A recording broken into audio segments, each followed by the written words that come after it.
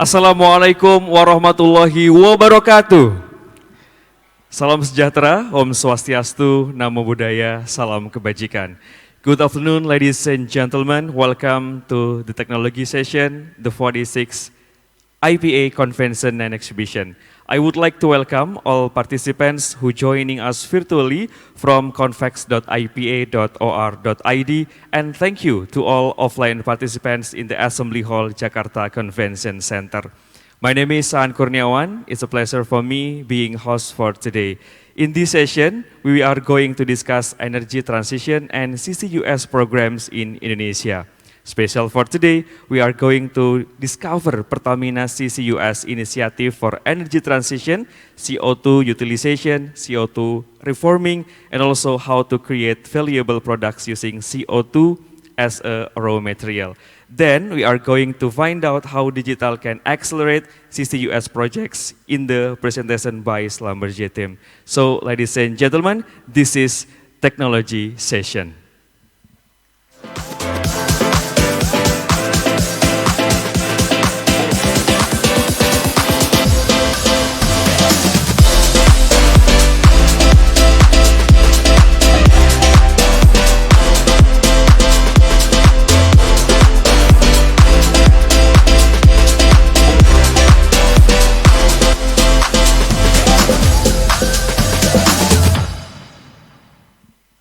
Well, ladies and gentlemen, without further ado, I would like to invite all speakers to joining me here. The first speaker, Ibu Mary Martigianti. Please welcome Vice President Upstream and Technology Innovation PT Pertamina Persero.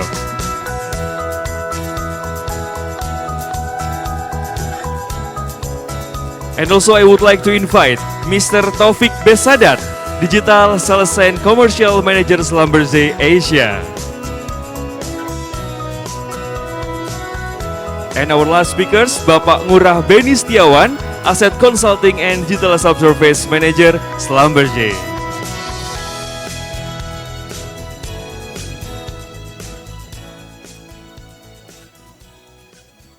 Well, ladies and gentlemen, all speakers already with us, but before we start the session, let me tell you how this session will run.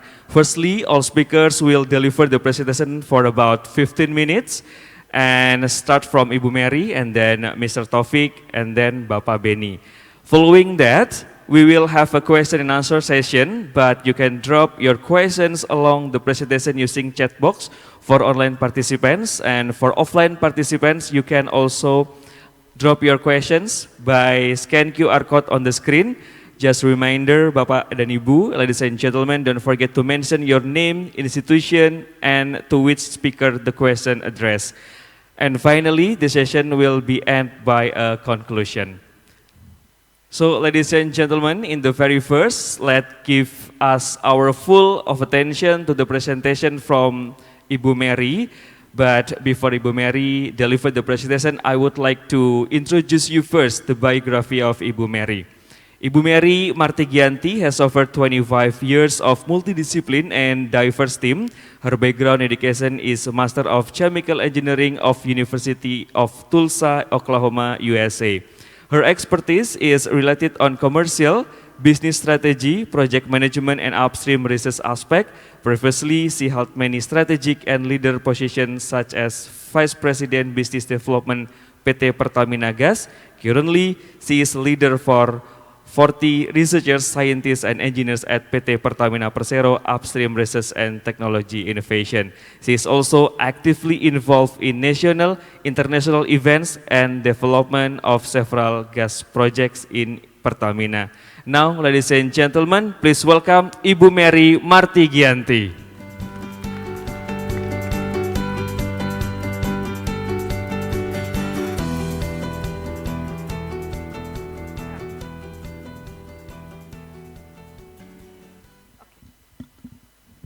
Thank you very much, moderator, for the very nice introduction. Yeah. Assalamualaikum warahmatullahi wabarakatuh. Good afternoon, ladies and gentlemen.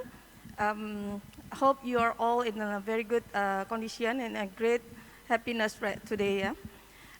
It is such an honor for me to deliver, to share with you the CCS and CCUS initiative for energy transition in Pertamina. I know this is tough time after the lunch break, so I will do my best to give presentation in such a good way so that you all will still be awake. Yeah. Okay. Let me start with the first slide. Oh, I can do it. Okay. Let me start with the Pertamina's commitment for the sustainability, where our commitment is driven by the awareness to not compromising the ability of future generation in meeting their needs. Pertamina's sustainability policy, as you see here, Pertamina's ambition is to be leading and reputable global company and to be recognized as environmentally friendly company, socially responsible company, and also good governance company. We are being rated by Sustainalytics 28.1 ESG risk rating, which is medium risk, and which is a rank of 15 out of 251 or 7 percentiles in oil and gas industry. Sorry, let me take out my mask, yeah. I have already tested. Okay. Okay, we also supporting Indonesian National Determined Contribution or NDC, yeah, by reducing 29% of emission in 2021. This 29% is about 7.4 million tons CO2 equivalent, and this contribute by about 70% utilization of flare gas in upstream and also refinery, where we utilize for our own use fuel and also for gas supply to customer. And about 13% is contributing by energy efficiency in upstream, refinery, and also in geothermal. 0.1% is contribute from the fuel gasification in upstream, where we switch liquid-based fuel to gas fuel. The rest is 16% in other activities, like in upstream and also in refinery, such as commercialization of CO2 venting to customer in upstream and also other process optimization and geothermal activities. Okay, to drive new and renewable energy growth in Indonesia energy mix, Pertamina developed several projects and activities to expand green energy portfolio. Number one is the geothermal, where we plan to enhance our capacity from 672 megawatt in 2020 to become 1,128 megawatt in 2026. And second is hydrogen, yeah, when we are developing green hydrogen right now using electricity from geothermal plant, Pertamina geothermal plants, yeah, and also later on from solar VP, ammonia, and also hydro. And we also working on to do the blue hydrogen from Pertamina existing refineries, where the CO2 will be injected to the subsurface, yeah, reservoir. The third is EV battery and energy storage system. We participate in the Indonesian battery company to increase battery to 150 gigawatt hour in 2029, and also the development of EV battery ecosystem, including the development of SPKLU, battery swapping and charging. The next is bioenergy. For the bioenergy, we also try to enhance the capacity generator, yeah, in 2026 to consist of biomass, biogas, bioblending, and also biocrude, and so on. The fifth is the CCS and CCUS, where we plan to implementation the CCS and CCUS in cooperation with global players, local university, and also research institution. For this time presentation, I will focus later on from my slides from these initiatives, yeah, the CCS and CCUS. The other, our strategic project is solar, wind, and also hydro, and emission reduction and decarbonization. Okay, this is our activities initiatives, yeah, in carbon capture utilization. As we understand, carbon is captured and then utilized to become a value-added products. Yeah, we have study and also evaluation. Yeah, start from initiatives. Yeah, start from Sumatra Island, Java Island, and also Kalimantan. We have 3 initiatives in Sumatra Island. 3 initiatives also in Java Island, and 1 initiative at this moment in Kalimantan. I will explain it briefly in the next slide for these initiatives. So in Sumatra, we have studied the utilization of stranded field with high CO2 content. The location will be in Jambi, where the product will be methanol or other chemical products. Yeah. The source will be natural gas with high CO2 content. And this one, we are still under feasibility study, and we plan to have implementation in 2027. We also do basic research, production of methanol from direct electrolysis, yeah, with membrane electrode assembly. And this one, we cooperate with universities in Palembang, South Sumatra, to utilize CO2 and water, yeah. And this research is funded by Ministry of Education and Culture, Kedai Reka. And the third, in Sumatra, we study also utilization of CO2 into green methanol, where we have planned to, like I mentioned before, yeah, we have planned to develop green hydrogen in Sumatra, Lampung, and then from there we can also develop green methanol. This is also under feasibility study, and we targeted the implementation in 2027 also. In Java, we will build a demo plant, PCC production, from CO2, where the CO2 is come from processing plant Subang, yeah. So the location in Subang, West Java, and the product will be precipitated calcium carbonate.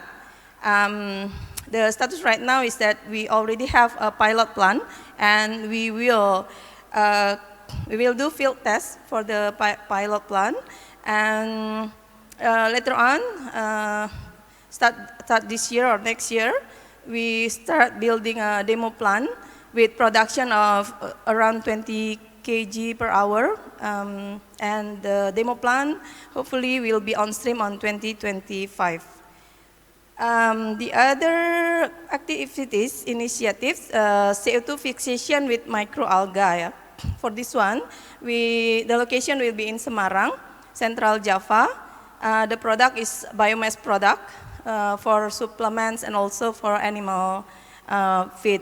The status right now is a basic research to find the best strain for CO2 fixation. And the last in Java is catalyst development for CO2 reforming. For CO2 reforming, it will be in Surakarta, Central Java. The product will be syngas with low hydrogen and CO ratio. This is also still basic research to find the best catalyst composition and material for DME synthesis.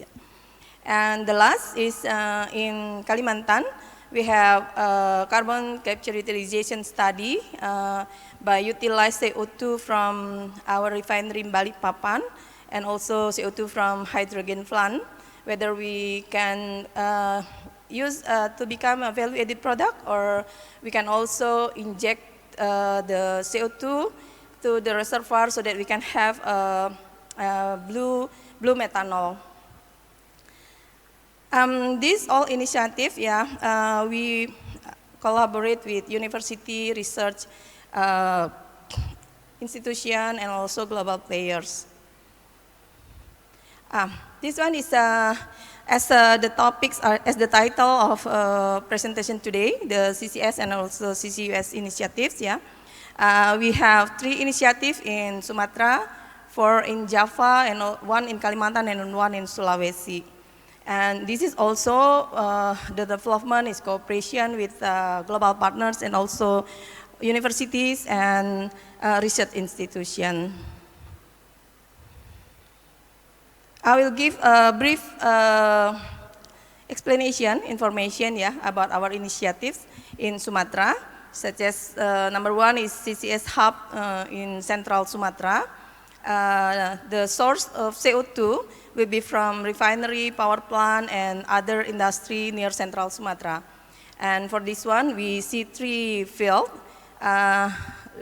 Libo, Oki, and Sbangga, yeah, and the status is under feasibility study. But we plan to have the feasibility study about less than 1 year, 2 years, less than 2 years, so that we can start FID, FEED, IPC in 2025, and have the implementation in 2028. The other CCUS or CO2 EOR Ramba in Ramba field, South Sumatra. For this one, the CO2 sourced from gas processing plant around 33 mmscfd, and the objective is to increase oil production for enhanced oil recovery. We plan the pilot phase will be in 2024, and for the implementation full scale in 2030. Other initiative is CCS for coal to the ME plant in Tanjung Enim. Maybe you already heard, yeah, about our plan also to build the ME plant in Tanjung Enim, so that there will be CO2 emitters from that plant. But the emitters we plan to inject to the depleted reservoir in South Sumatra. This one is still under study also this year and also next year. And hopefully we could have implementation in 2027, because we plan the ME plant could be on stream on 2026. In Java, we have 4 initiatives for the CCS and also CCUS. Yeah, for the CCS hub in Sunda Asri Basin, the location offshore of Southeast Sumatra. The source is CO2, also from refinery, power plant, and other industry near Cilegon and South Sumatra. Status is still under study right now, and we targeted that we will have FEED EPC in 2025 during 2027, and the implementation we targeted in 2028. And the other is CO2 EOR in Jatibarang. Yeah, location will be in Jatibarang, West Java. The CO2 from natural gas processing plant in Subang. The potential reduction is about 14.6 thousand tons CO2 per year. The status right now is we will do CO2 half and puff, CO2 injection this year. Hopefully this November 2022, yeah, and the pilot will be in 2023. For CCUS or EGR Gundi, yeah, enhanced gas recovery in Gundi, the location is Gundi Field, Central Java, and CO2 will be from natural gas processing CPP, yeah, processing plant CPP Gundi. This has a potential reduction about 3 million tons CO2 in 10 years. The status right now, we finished our feasibility study phase 1 in February this year, and next we will do detailed FS and also CO2 injection test, and then hopefully we could have the implementation after the FEED and EPC in 2027. Close to Gundi, there will be CO2 EOR Sukawati, yeah, for the enhanced oil recovery Sukawati. Location is Sukawati Field, East Java, and CO2 is from natural gas processing GTB gas plant, Jambaran Tium Biru. Potential reduction is about 14.2 million ton CO2 in 15 years. Time is up. Okay, one slide. Oh, I have 2 slides. I will quick, yeah. Okay, next. No. Okay, this one is initiative in Kalimantan and Sulawesi. We have CCS hub Kutai Basin, yeah. The CO2 will be from refinery in Balikpapan and also from hydrogen plant. This one also still under study, and hopefully the implementation will be in 2028. And the last is CCS in Donggi Matindok Block, Central Sulawesi. For this, we already have ammonia plant there. There is ammonia plant there, and the plan is to inject the CO2 from this ammonia plant to the subsurface, yeah. And the feasibility study is, it's under feasibility study right now until 2023. Okay, last slide. Okay, this is last slide. Key takeaways from the development of CCS CCUS project, yeah. Right now we have support from the government for the research grant by Indonesian Endowment Fund for Education, or PDP, and Ministry of Education and Culture, Kedaireka, yeah. And super tax deduction for the decarbonization research by Ministry of Finance. In the future, we will have carbon economy value, or NEC, by Ministry of Environment and Forestry, and regulation for implementing CCS CCUS by Ministry of Energy and Mineral Resources, because we don't have this regulation yet right now. What we can have opportunity from this project or initiatives, that the opportunity will be green financing and soft loan, and partnership also to share project cost and benefit, sharing risk, and to build required technology capability. Carbon trading program, technology improvement and optimization to reduce capex and opex. Also creating CCUS market and stakeholder acceptance. Okay, that's all from me. Thank you so much for your attention, for your nice kind attention. Thank you for moderator for the time. Wow, please give big round of applause to Ibu Mary. It's a very comprehensive presentation, and now we know, Bu Mary, we have a very much opportunity to partnership and then collaboration about this issue. And we know that Pertamina is very taking care seriously about this issue. Okay, ladies and gentlemen, just I want to let you know that if you have any questions to our speakers, just submit or drop your question on the column chat, or if you are joining here, you can scan QR code on the screen. Now, let's move it to the next speakers. Our next speaker is Mr. Taufik Besadat. Started his career with Schlumberger in Algeria as a data management engineer 20 years ago. He has successfully delivered and led several data management and digital solution projects in North Africa before he moved to sales management.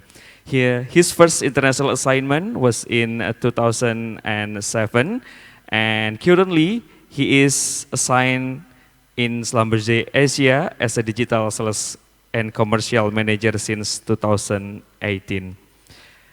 Mr. Taufik has a strong belief on people's role and the change management in the success of digital projects. He always positions the people and their knowledge as a masterpiece of his technical and commercial engagement. One thing that I love from your talk, Mr., that digital transformation doesn't mean less people in the field, rather meaning people delivering higher value tasks. That's amazing quote. Mr. Taufik graduated from Oran Computer Science University in 1966, certified in project management, sales excellence SMEI, and digital business excellence program with UC Berkeley Executive Education. Now, ladies and gentlemen, Bapak Mr. Taufik Besadat, stage is yours.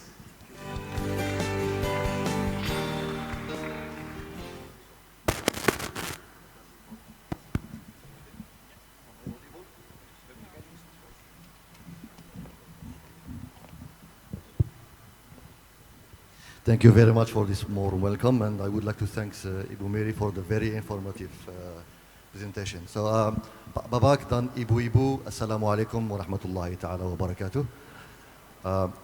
It is a privilege and an honor to stand here in front of you and share with you my company experience and my personal experience in initiating and deploying digital projects. With no further ado, let's go to the heat of the subject. There is a sense of urgency today. We cannot keep running projects as we used to do in the past, simply because Earth cannot still waiting for us to act. And the question is, can digital be the answer for accelerating the implementation, the execution, the planning of emission projects without deteriorating the quality of the preparation? So the key to have a successful digital project and to have a successful emission project reside on number one, what is your clear objectives and are you ready to deliver that objective? We don't do EUR to do EUR, we don't do CCS or CCUS to do CCUS. There is a higher objectives, financial, economic, environmental around it.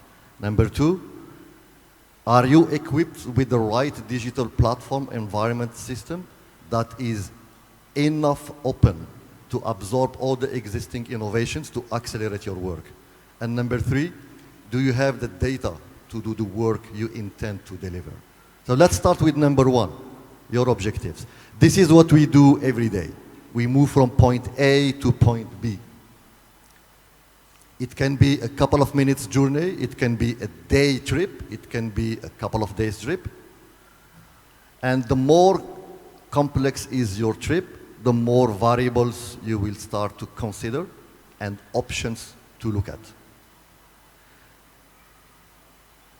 It doesn't matter how long is your journey, you always start by setting up your destination. And then you pick up and you choose different options and itineraries.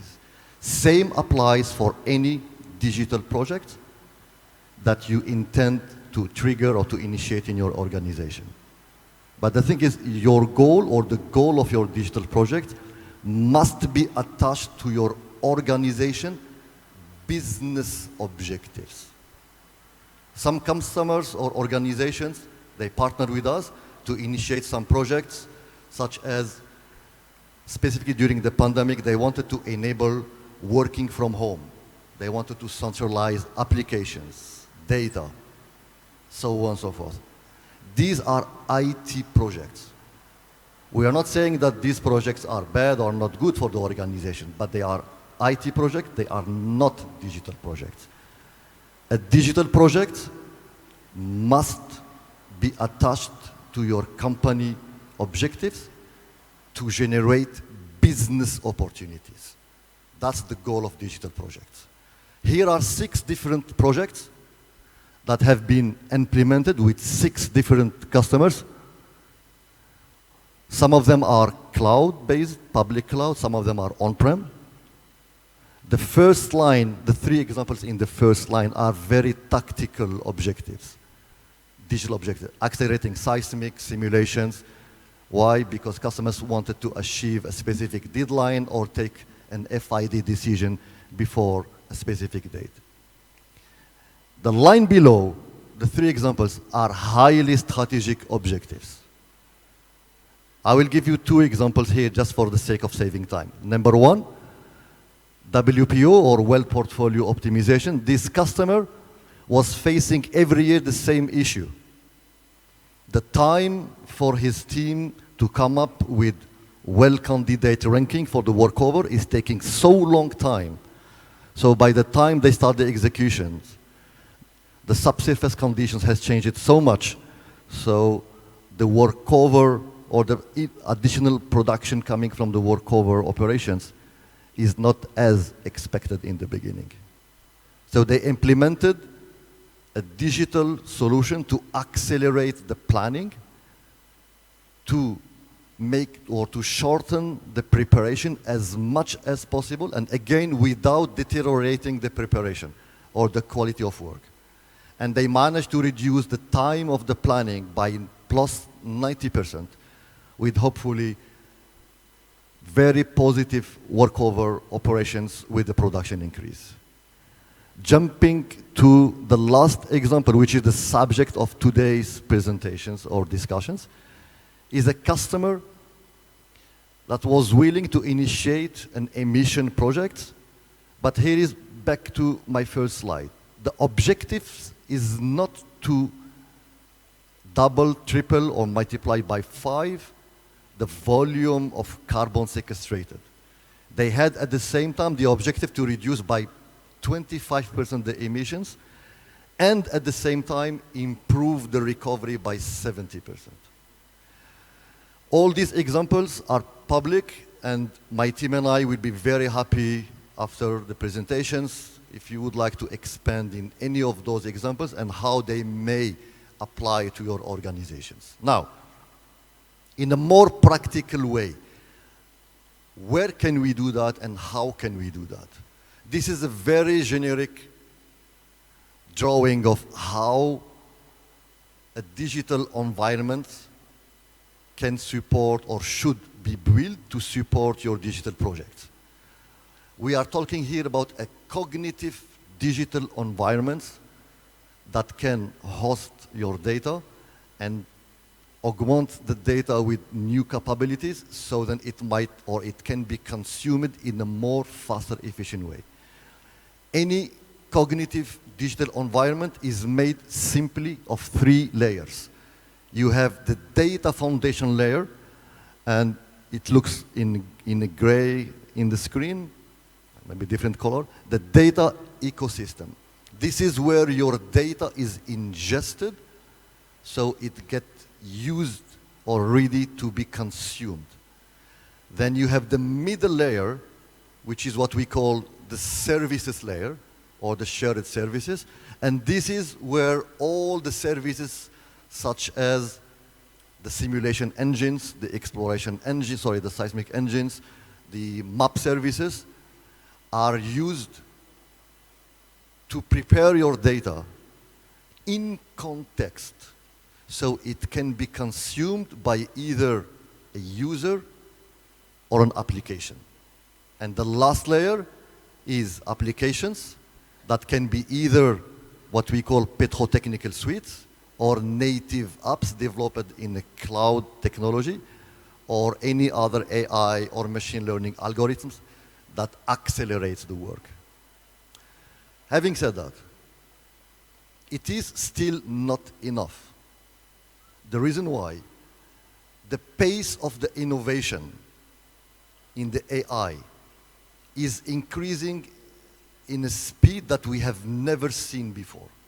And if we have a cognitive environment that is locked to what we know today, then you are going to miss a significant amount of upcoming opportunities in terms of technology and in terms of resources.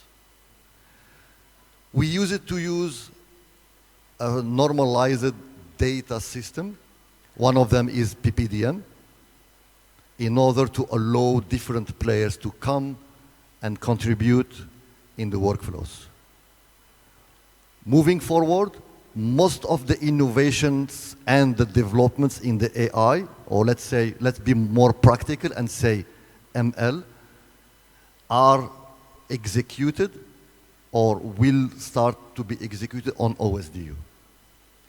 You have to enlarge your environments to be standard enough, so whatever comes soon as applications or technologies can be used by your organization as long as are authorized apps through APIs. And only then you can really provide your users with a very powerful tool or environments so that they can accelerate the digital projects or what we are talking here today, the CCS and the CCUS. Now, I'm not going to talk too much about technical. That's my colleague Benny will talk a lot about the technical side of the emissions. Any emission projects can be summarized in 4 steps. Number 1, we need to capture the CO2. Then we need to transport the CO2. Then we need to store it, and then we need to monitor it forever. But before we do that, there is a complex, lengthy phase, which is the planning, the preparation. And looping back to my example about the wealth portfolio optimization, this is where the digital can start helping from the beginning. The more we accelerate the planning, the more we can get into the execution in an economic and efficient way. The reason why? Because Earth cannot wait for another 6, 7, or 8 years to finalize the planning and to start execution. And this is the sense of the urgency I was talking about in the beginning. So to achieve that acceleration, it is important that we combine all the science, the physics that we know, so we can drive efficiency and drive the cost down.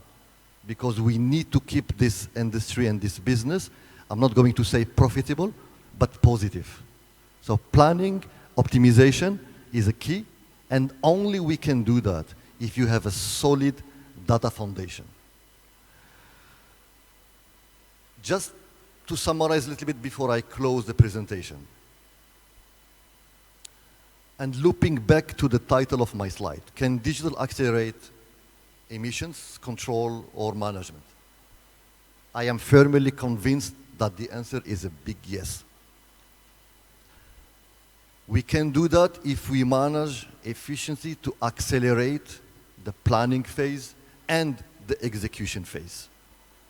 The dilemma that we are facing today is that at the same time, there is a serious need for more energy in a very tense energy security context, and at the same time, we have to reduce our emissions. It's a very complicated, complex formula to address. And we, Schlumberger, with our experience in this domain so far, we are firmly convinced that only with digital solutions we can reach that accelerated pace to start delivering emissions projects the soonest possible. One thing to keep in mind, and this is the last word from me, I promise. As we speak today, there is no single organization worldwide that can do this work by themselves. The key to be successful is to partner. Knowledge, technology, resources from both services companies, providers, and operators is going to be the key of running those digital projects that will accelerate your emission control or your emission management projects. With that, I would like to thank you and talk to you soon during the Q&A session. Thank you. Please give a big round of applause to Mr. Taufik. What a wonderful presentation, and this presentation will continue by our next speakers. Our next speakers is Bapak Ngurah Beni Setiawan. He is a PhD and he has an extensive 15 years of experience in upstream oil and gas with Schlumberger Consulting Services and Imperial College London. Prior taking his current role as a digital services business development manager at Schlumberger, Bapak Beni lead the geomechanics group and responsible to develop business and provide technical solution across Indonesia. Bapak Beni was the founding member and chairman of the region of IATME UK and is a professional who thrives on empowering and connecting people. So ladies and gentlemen, please welcome Bapak Beni.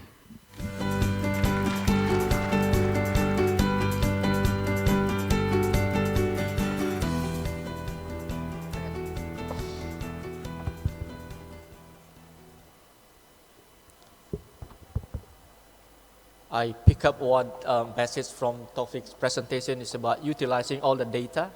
So because Ibu Mary and Bapak Taufik do not use the podium, then because we have to utilize all the equipment, so The event organizer asked me to just to stand at the podium, and then here I am now. Okay, I have only 15 minutes, but I hope I can summarize and stitch the message from Ibu Mary. Thank you for the detailed elaboration about all the initiative by Pertamina, and also Pak Taufik, who put the context very well about how the digital solution can potentially accelerate the implementation and to basically achieve the efficiency that what we aim here to reduce the greenhouse gas emission. Let me restate again by saying that we have this dual challenge, and at the same time we do have the dual solution. I think that is a good thing. The dual challenge is that, yes, we know that we have this emission. The oil and gas contributes to about 40% of the emission, and at the same time, if we were to keep the aspiration and the plan to promote economic developments across the globes, then we need energy demand. And for the next 2 decades, I think the energy demands will be likely to increase by more than 25%. So we have to seek this balance between trying to compensate what we produce by all of these activities that we do on Earth, while at the same time we have to fulfill the energy demand that we need to still growing and develop. So the dual solution is equally the same, that we basically, in parallel, what we need to do is to reduce the emission from the existing operations, that is through the CCUS, one of the examples that we discussed today. And the second is, in parallel, we have to promote the low carbon energy productions. That is, of course, beyond the scope of our today's discussion. But I hope this is very clear now. And now, my job is now to stitch again the message from Ibu Mary and Bapak Taufik. There are 3 key messages that I want to basically emphasize towards the end of these presentations. The first one is about the acceleration. I think that is the key point. The acceleration of the planning to the execution. Number 2 is how the digital can potentially provide a seamless platform for the geoscientists and also for the engineering team to make sure that not only on the execution but from the planning we already do the right things since the beginning, utilizing all the data, all the information that have been produced in the past years. And the last thing is about the ultimate goals, is to keep the CO2 on underground, right? So we don't want to have leaking. So any subsurface efforts to detect any potential leaking through the faults, fractures, or any tectonic activities, or including the potential leak at the well site, how digital can potentially minimize the risks of all of that in the context of CCS and CCUS. It is a very complex processes. If I can now break down into planning and execution, in the planning itself, you have this very detailed scoping and screening, site screening, for example, where you utilize all this subsurface data, the seismic data, geological data, you integrate everything into a single model and try to simulate whether or not in 1 or 2 years, but 50 or perhaps hundreds of years, can the CO2 remain contained at the subsurface, do not leak through the surface. On the evaluation and detailed design, you want to make sure all the wellbore that you design have sufficient integrity while the injection is ongoing.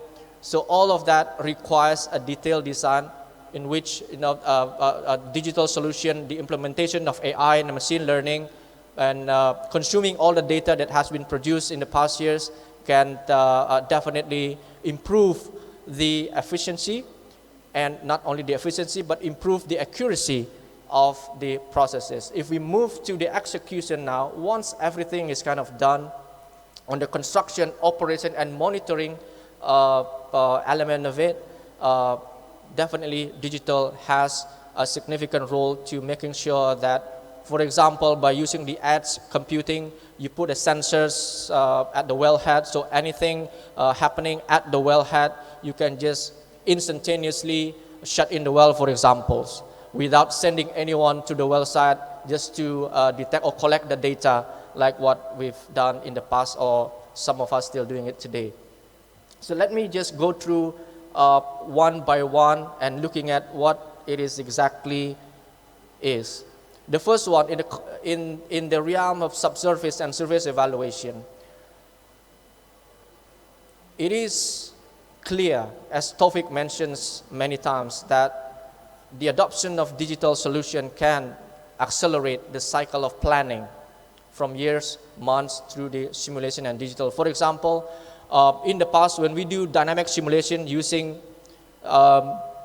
reservoir simulators, you are limited by the computing powers of the computers, for instance, or of the software. Now, if you utilize the cloud computing, the high performance computing, you can detect, you can simulate as many layers as you want, as detailed as you want, and that is not possible without the adoption of AI, machine learning, and high computing powers.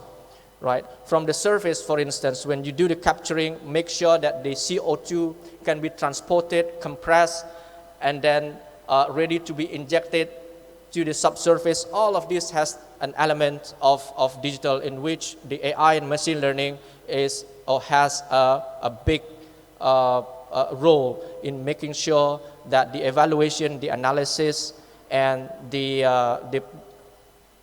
planning can be done as accurate as possible.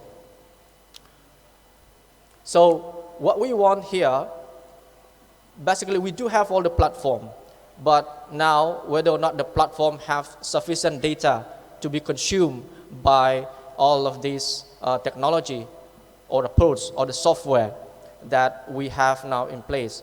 So as again Taufik mentioned, the foundation of all of this digital is about the data readiness and a solid data foundation. What we want is to really visualize the data to provide a complete understanding that connects the planning across the domain, and to basically de-silo the process by the geoscientists among the geophysicists, geologists, petrophysicists, or reservoir engineers, so that they can work together, they can share the data together and come up with a more comprehensive and kind of solutions, which can hopefully accelerate the cycle of iteration. In the past, you do a single simulation in 1 month, but now with these cloud computing, high computing powers, you can do it within hours. So can you imagine now how many iteration and how much accuracy and improvement can you do within the certain period of time, the same period of time, with the adoption of digital and AI machine learning. The next message is about the seamless communication among the geoscientists and the engineering team. All of this modeling that you've done or performed by the geoscientists can and should be now translated into a proper design. And they cannot work in silo. So the digital now allows them to have this seamless communication, where all of these models that has been produced by the geoscientists can be consumed directly by the engineering team. And because there's a lot of restriction at the surface, at the downhole, any changes, any adjustment that is needed can then be fed back into geoscientists, and any adjustment by the geoscientist planning can now be done very quickly. So basically, the key message is that the digital approach can opens up this seamless communication and allow a cross-domain collaboration among geoscientists and the engineering team. And the last message is really about safety, to keep the CO2 really underground. Using this all data-centric focus, it has or opens up the opportunities to provide a better overview, right, from the planning until the execution.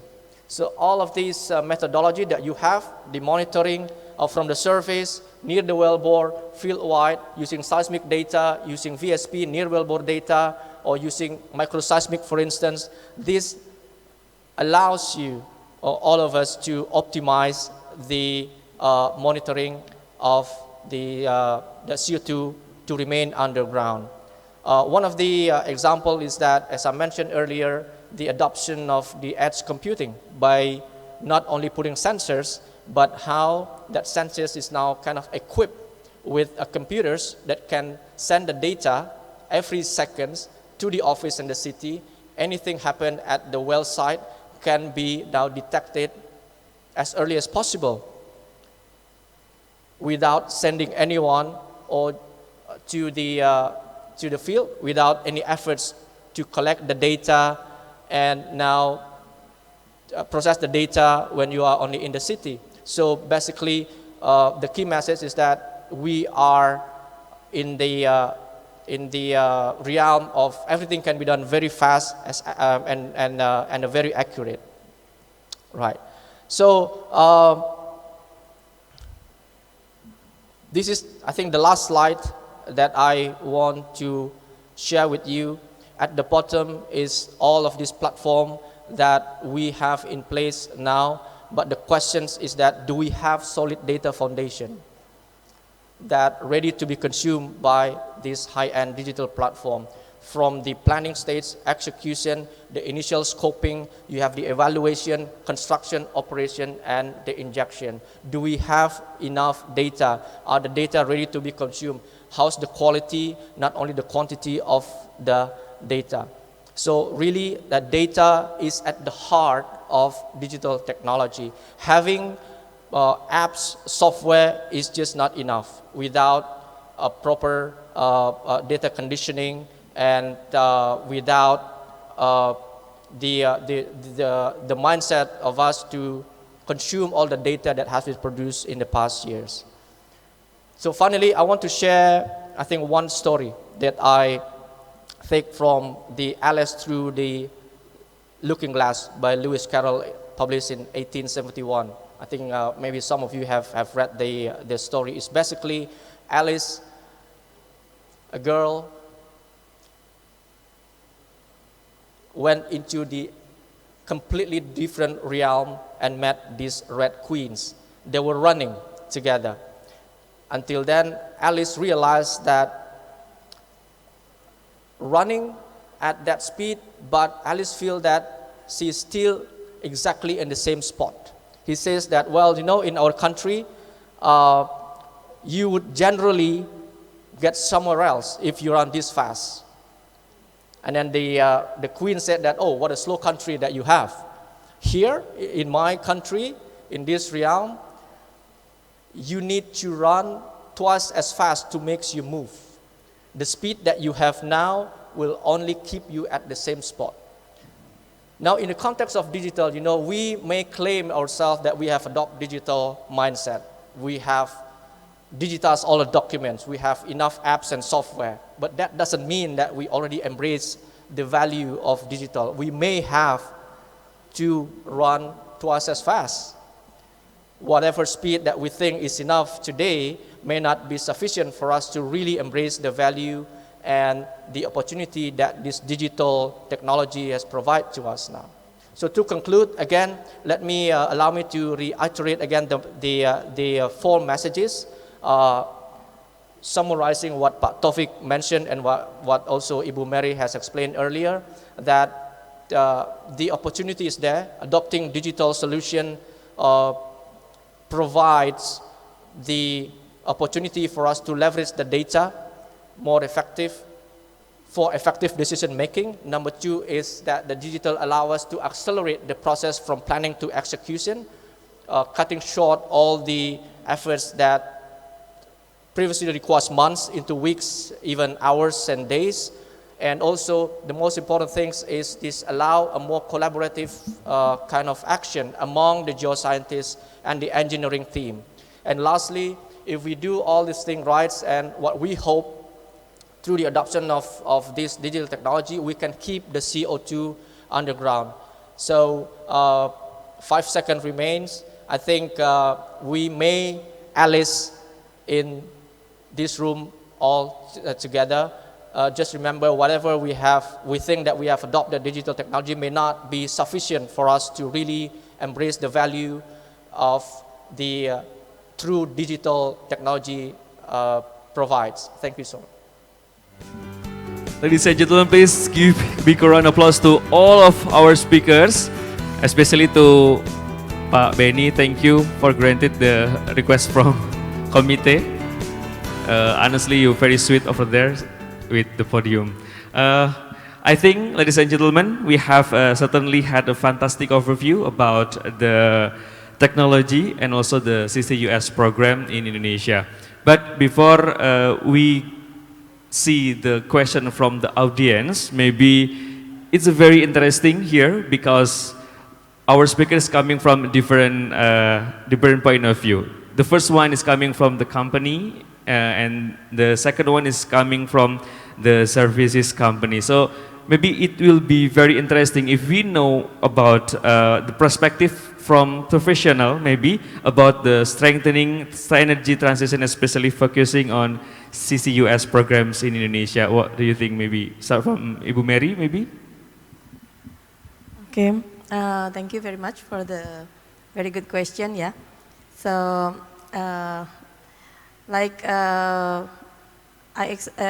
my presentation before, and also from Pak Taufik and Pak Benny, yeah, that the strengthening energy transition by focusing on CCS program is necessary, yeah, for Indonesia, because this is one way that we can do the energy transition, the decarbonization with quite a significant amount compared to if we utilize the carbon to become a value-added products.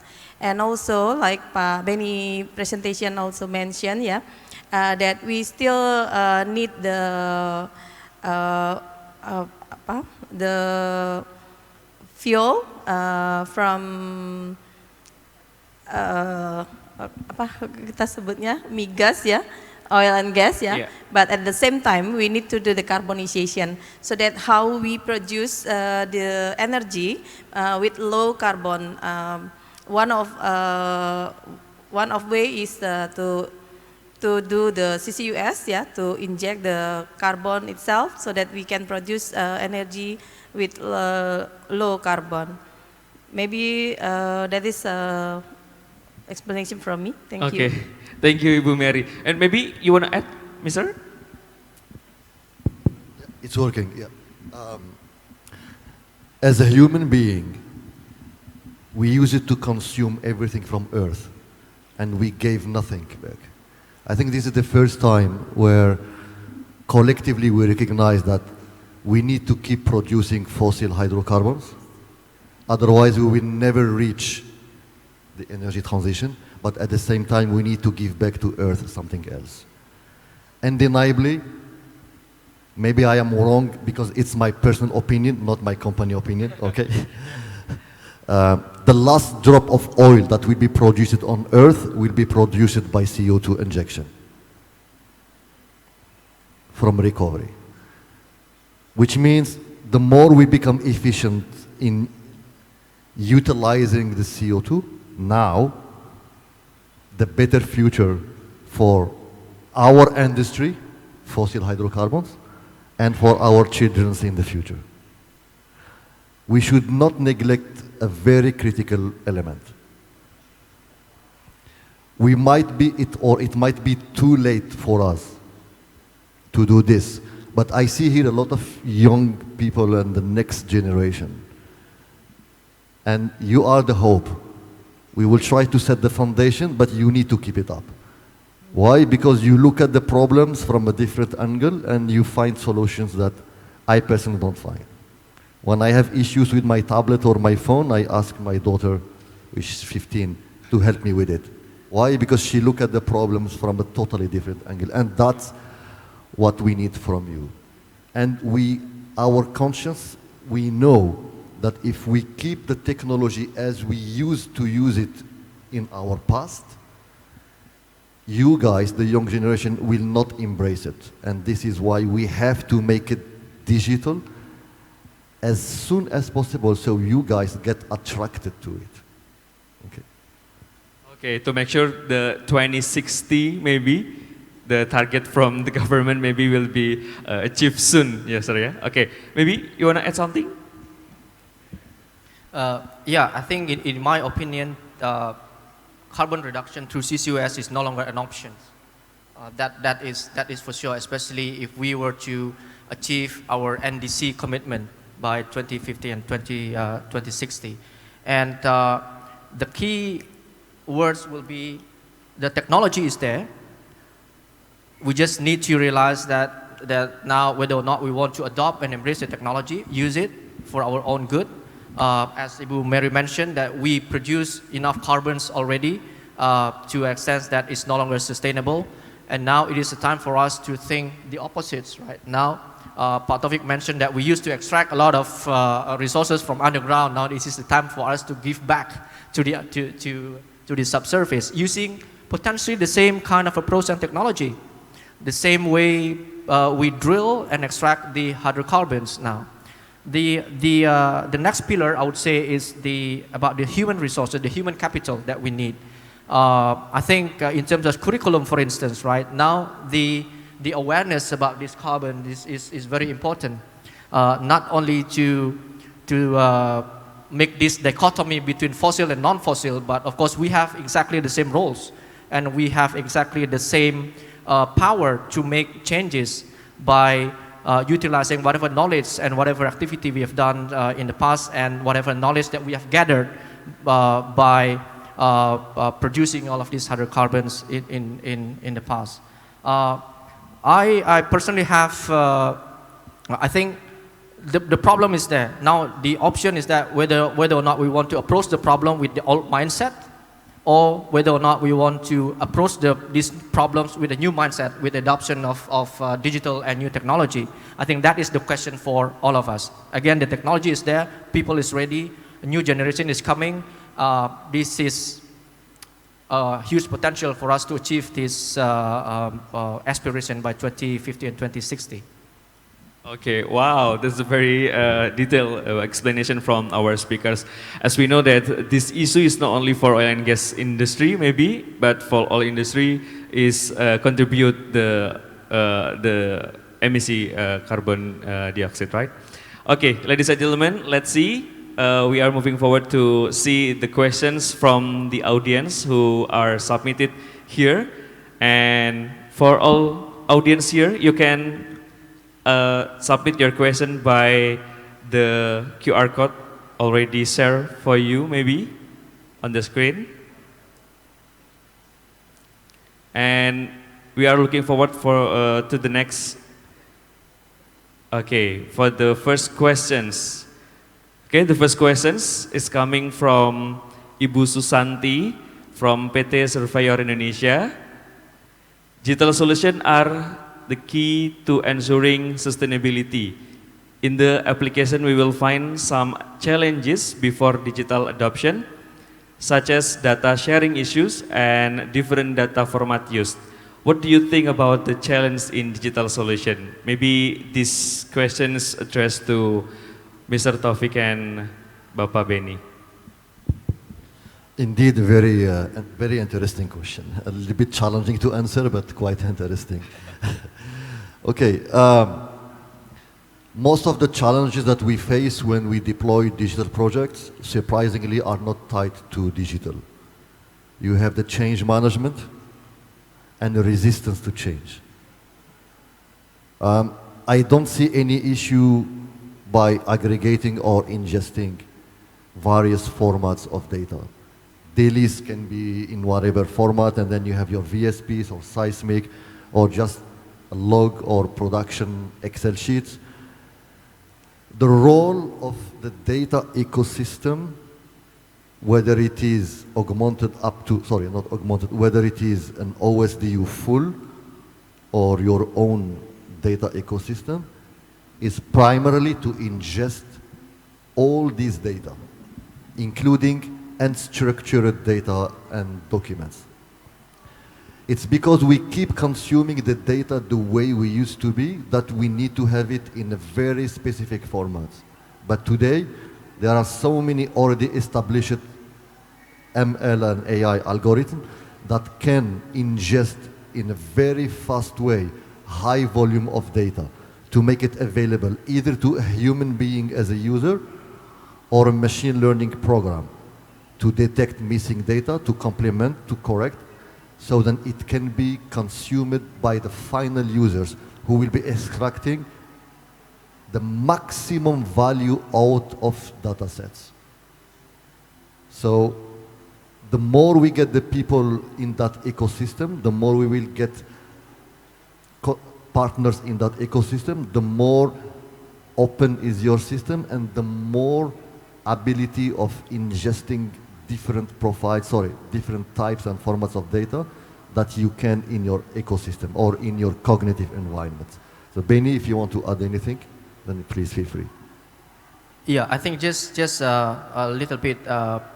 This issue is not about the unification of data formatting, for instance, right? That you have to have consistent naming convention, that you have to have a consistent format. I think the issue is about synchronization of data across platform and across formats. That's what we need to really understand. How different formats of data, one is paperless, one is on paper, one is using a standard PDF, for instance, and one is handwritten, can be equally utilized by adopting, as Tawfiq mentioned, artificial intelligence and machine learning now. The unstructured data and structured data, everything now can be utilized as the intrinsic value of the data themselves without worrying too much about the formatting and whether or not the data is unified or in sync. I think that is the thing. The technology allows us to access that, the intrinsic value of the data, regardless of the format and regardless of the form. Okay, hopefully answered the question from Ibu Susanti. For everyone here who are going to submit the questions, maybe you can raise your hand and our committee will pass by you the QR code. Okay, maybe these questions, the next questions from Mr. John, oil and gas practitioner. Maybe the question is to Ibu Mary. What would be the most challenge for Pertamina for the implementation of CCUS? Well, thank you for the question. Yeah, it's a very good question. Okay, yeah, from our study so far, that we see that there are three challenges, for the implementation of CCS. One is technically is the reservoir uncertainties, and we need to dive this reservoir so that we can be sure to overcome the uncertainties like leaking, like mentioned before, that we don't want there is a leak when we are implement the CCS. The other is the distance from the CO2 source to the CO2 injection location is right now is quite separate, between the source and also the CO2 injection location. This will be, for sure, this will be need high capex and opex for that one. And the other is that most of the CO2 right now is low concentration, and at this time the technology for the low concentration CO2 to capture the low concentration CO2 is still, the technology is still expensive. This is the three from the technology. The other is the challenge is that we don't have a definite regulation at this moment. So this is also for the implementation, we do need definitive regulation, so that we can assure that when we implement the, say, CCUS, it's already aligned with the government regulation. And the third one is, of course, the financial, because it's still high capex and high opex to implement this CCUS. Maybe these three challenges that we see from our study so far, hope it will answer your question, Pak Mr. John. Thank you. Okay, thank you, Ibu Mary. Bapak Benny, as we know that you have a strong interest in energy regulation, one of the challenges is regulation. What do you think about that? Well, it is, I think, the most important things that we need to incentivize all the activities with regards to the efforts to reduce the carbon emission through the CCUS, because the regulation will make sure that the corridor is there in the context of safety, for instance, what kind of technologies should be in place at minimum, and what kind of environmental, or in fact anything that should be addressed prior any risk that may occur in the future. Supposedly, for instance, if there's a leak of CO2, so can the regulation now set a framework about what to do, and set the framework about the kind of technology and approach that has to be the standard in implementing CCS or CCUS. Okay, thank you, Bapak Benny. Okay, next we are moving forward to the next questions coming from Mr. Reza from Haliburton. What and or when would be the closest implementation in Pertamina area for CCUS? Maybe this question is addressed to Ibu Mary. Okay, from my presentation before that, I saw several initiatives, yeah, for the CCS and CCUS. Maybe if you ask the closest implementation, I would say that the closest pilot will be in CO2 EOR Jatibarang, that we plan to have a pilot in 2023. But for the full scale, it so much depend on this pilot. Yeah, we will see the effect of this pilot about 1 or 2 years. And then the second closest implementation, I could say that it will be in Gundi area. Hopefully, right now we have a detailed study for the reservoir, and also plan to have CO2 injection to make sure that the injectivity is, we can do the injectivity in proper way there. And it will be, we targeted the Gundi implementation will be in 2027. That is the closest. And the other is Sukawati, also in 2027. But this Sukawati will be still pilot project, because it's a quite big CO2 injection, yeah, around 77 mmSCFD CO2 from Jambaran Tiung Biru. So we need to do it pilot first, about 3 to 5 mmSCFD, so that we can sure that the reservoir, the performance of reservoir, and also the injectivity. Maybe that is the other two CCS we plan in 2028. Yeah, maybe that is my answer for the closest implementation for the program CCS CCUS in Pertamina. Thanks again, Pak Reza, yeah, from Haliburton. Thank you for the question. Thank you, Ibu Mary. It's a wonderful answer. And then maybe this is the last question, yeah, from Ibu Debbie Halinda from Pertamina. What are the typical challenges in implementing digital transformation phase by EP companies? Maybe these questions addressed to Ibu Mary too, because this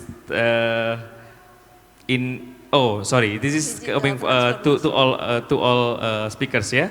Maybe we can start from Mr. Taufik. Sure. So thanks, Debbie, for the question. I see two major challenges, and I'm going to be repeating myself. Both of the challenges are not tied or attached to the technology. They are attached to the human factor. Number one is the scope of work. We have seen some digital projects so complex, so large, initiated from the beginning at that scale, that the organization get dragged in fixing the problem or the technical problems instead of looking at what that digital project will bring as additional value or business opportunities to their organization. Scaling your projects, your digital project from day one is very critical. And you know what? There is no better than starting small, quick win, prove to your organization that that digital project is bringing value, then scale up. Number two, still attached to human factor, as I said, is the resistance to change. Simply because why we do change something that works? Because of the digital solution or environment has a cognitive component. The cognitive component meaning that the system is trying to mimic the human being reflections or mind, the way it works. So it directly impacts the way our people works. They either feel threatened or they feel that this is not necessary, just a waste of time. This is from the user perspective. From the management perspective, they will think, why you guys are disturbing my team? We are working, we have objectives, we have deadlines. But guess what? If we manage to share with the organization at various levels the objective of a digital project, each level, why they need to contribute, and what is the value for them, and with the proper training and educations, we can turn the resisting to change in something very attractive. Something very simple. Talk to your IT people. Tell them you will get certified in a much higher level in the digital. This is very good for the resume, for the CV. And they will feel attracted by that. Go to your geoscientist. Stop spending time QCing logs. It can be done automatically now. Take your time and use it for something valuable. But the thing is, this is exactly what we are saying for decades, right? Stop wasting time managing the data and do your real work that the company needed. But never than ever, this is becoming the reality. I'm very happy to say that what used to be in the slides 10 or 15 years ago, because my background is IT and software programming, now it's become reality. And this is the big difference between artificial intelligence programs, which is in the slide, and machine learning, which is something that already is tangible and exists in the form of algorithms. Thanks. Thank you. Okay, thank you. And ladies and gentlemen, please give a round of applause to our speakers. This amazing discussion. Apparently, however, due to limited time, we need to end the discussion. Some selected remaining questions maybe will be addressed by the speakers. And we have finally come to the end of technology session for today. Before I close this session, I would like to invite once again to give some short closing remarks. Maybe start from Ibu Mary, please. Okay, closing remarks, yeah. We have plenty of opportunity for implementation of CCS CCUS, as we have depleted reservoir and also we have potential saline aquifer. But to implement that one, it needs technology for sure, and also we need a regulation and definitive regulation, yeah, and also support from the finance. Such as financial, from the finance. That is what I can say. So be optimistic that implement CCS hubs in Indonesia is such an opportunity, and we have to seek that opportunity, study detail, and make sure that the implementation will be safe and give benefit for the country and also for the world, yeah, for the country, and also for the world. Maybe that is a closing remark from me. Thank you. Okay, thank you, Ibu Mary. And now the closing remark from Schlumberger may be represented by Mr. Taufik, please. I'm always very happy to give closing remarks. What to say? What we do today will define the quality of life that our kids will get in the future. And I think we all agree on this statement. We are trying to initiate something that the young generation or the next generation will finish and will continue doing. And only if we work together, then we can reach that goal. It is, from now on, a collective responsibility. But something here that needs to be very clearly stated. Within that context, right? Again and again, it relies a lot on the decisions that we are making today. It looks like it's a pioneer type of business. But then in every pioneer business, we have the opportunity to set up standards to do something that will last forever. And please, I want all of you to be proud to be part of the oil and gas industry. We should not be shy or feel ashamed because we are part of this business. And we are the best and the only one well positioned to save this earth for the future because we have the knowledge of the subsurface. We will be producing for decades. And we know how to give it back to earth. So thank you very much. I would like also to thank the sponsors and the IPA for inviting us to present in front of you. And hope soon we chit-chat and discuss with you in the corridors of the convention. Thank you very much. Wow. Once again, ladies and gentlemen, please give applause to our speakers. And Ibu Mary, Mr. Taufik, and Bapak Benny, please move forward. We have a token of appreciation from IPA. And now I would like to invite Mr. Greg Holman, please, to join us to give a token of appreciation to the speakers.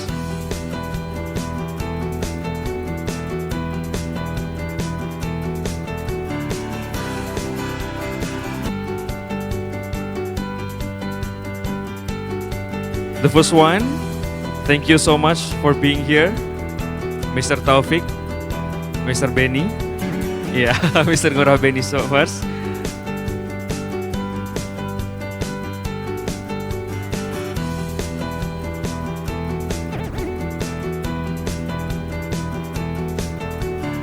And the second one, also thank you, Ibu Mary, for your time and for your presentation.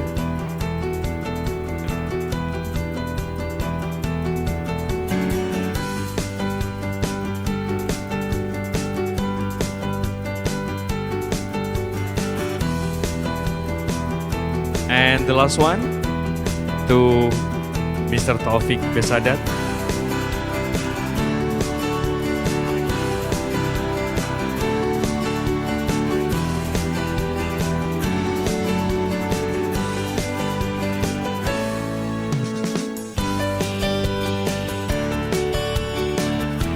Now we are taking a group photo, please.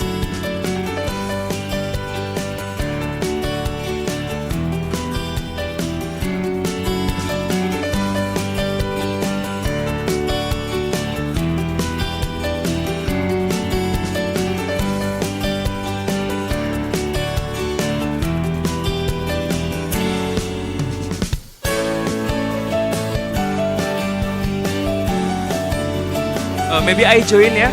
This is a rare moment.